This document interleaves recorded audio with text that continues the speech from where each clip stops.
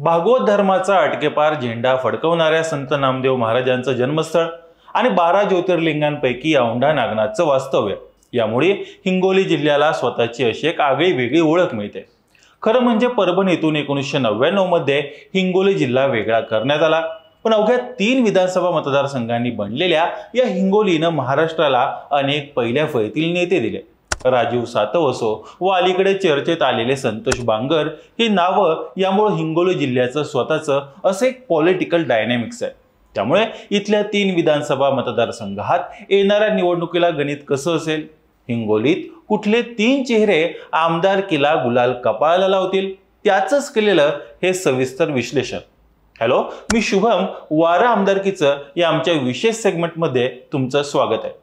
यातला पहिला मतदारसंघ येतो तो हिंगोली विधानसभेचा। हिंगोली तसा काँग्रेसचा बालेकिल्ला म्हणायला पक्षाचा असला तर इथं गोरेगावकरांचं एकाती साम्राज्य होतं। 1999 ला काँग्रेसकडून भाऊराव पाटील गोरेगावकर हे हिंगोलीच्या आमदारकीवर ठाण मांडून बसले, ते कायमचेच। पण गोरेगावकरांच्या या वर्चस्वाच्या राजकारणाला अखेर धक्का बसला तो 2014 साली। भाजपच्या तानाजी मुटकुळे यांनी गोरेगावकरांना धोबीपछाड देत आमदारकी मिळवली।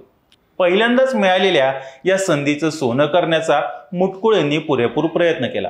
खरं म्हणजे एकाच जिल्ह्यात एकाच पक्षात असूनही राजीव सातव आणि गोरेगावकर या जिल्ह्यातील 2 प्रमुख नेत्यांमध्ये काही कारणाने राजकीय विस्तव पाहायला मिळाला। म्हणूनच सातव 2019च्या विधानसभेसाठी हिंगोलीतून नवीन चेहऱ्याचा शोध घेत होते।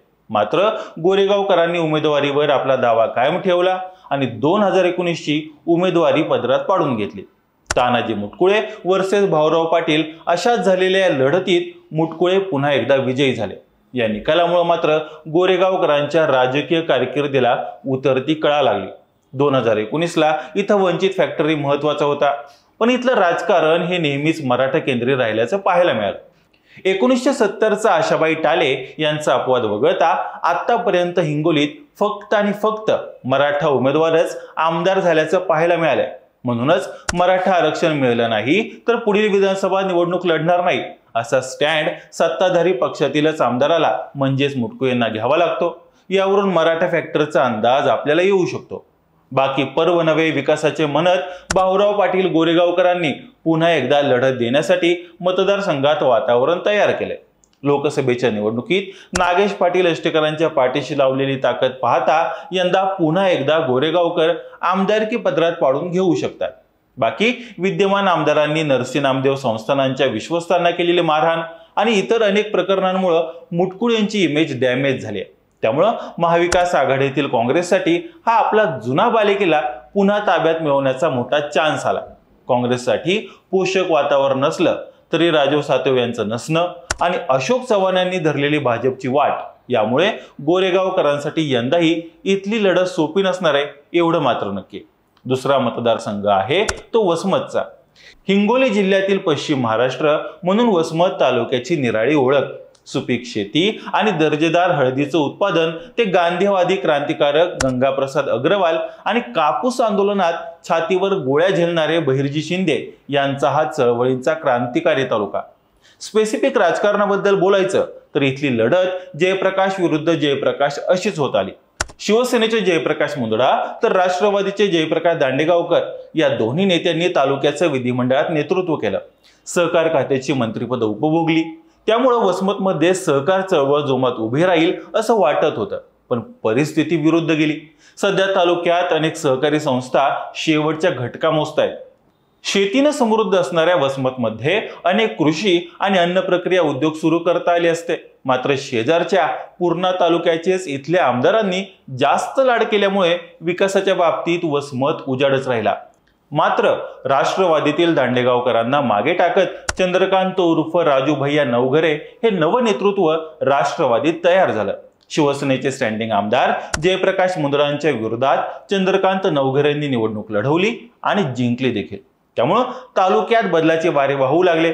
नवघरेंनी आपल्या पहिल्याच टर्ममध्ये मतदारसंघावर चांगला होल्ड मिळवला, पण शिवसेना राष्ट्रवादी फुटीमुळे वसमतची राजकीय समीकरणं ही विधानसभेच्या तोंडावर भलतीच बदलली।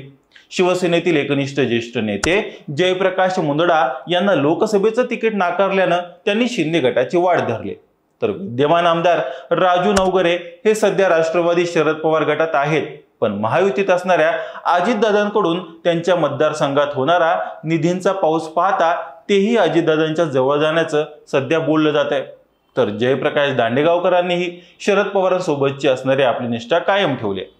राष्ट्रवादीतील फुटीमुळे पक्षातील त्यांचं वजन चांगलंच वाढलंय, त्यामुळे दांडेगावकर विधानसभेला काय भूमिका घेतात यावर इथली बरीचशी समीकरणं अवलंबून आहेत।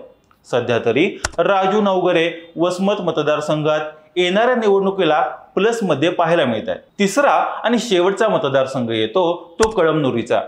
औंढा नागनाथचे पवित्र स्थान असलेला हा मतदारसंघ कळमनुरी आणि औंढा नागनाथ या दोन तालुक्यांनी बनून हा मतदारसंघ तयार झाला। कैलासवासी राजीव सातव यांचा हा बालेकिल्ला समजला जायचा।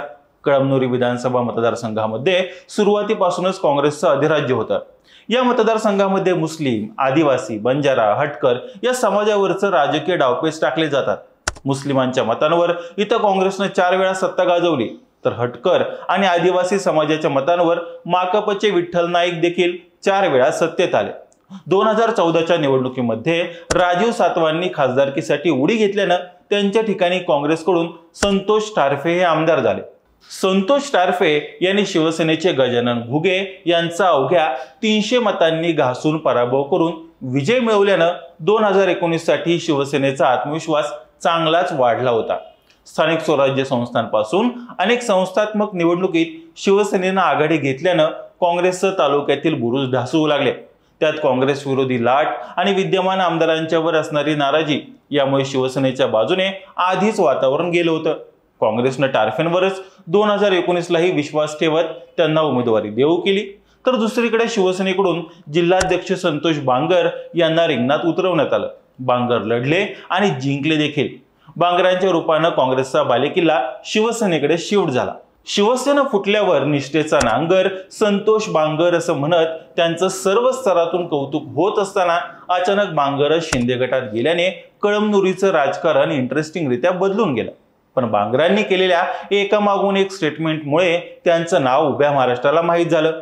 शिवीगाळ, व्हायरल ऑडिओ क्लिप, दमदाटी, अजब सल्ले या सगळ्यांमुळे बांगरांची इमेज बरीचशी डॅमेज झाली।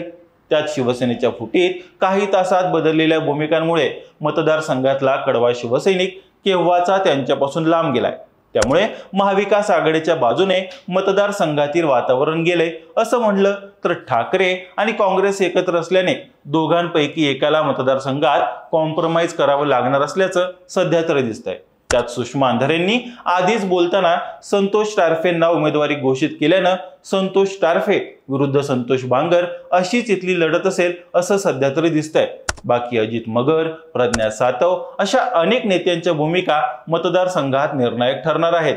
त्यामुळे संतोष विरुद्ध संतोष असा सामना झालाच तर बांगरांच्या विरोधात मतदारांचा असंतोष दिसू शकतो एवढं मात्र नक्की।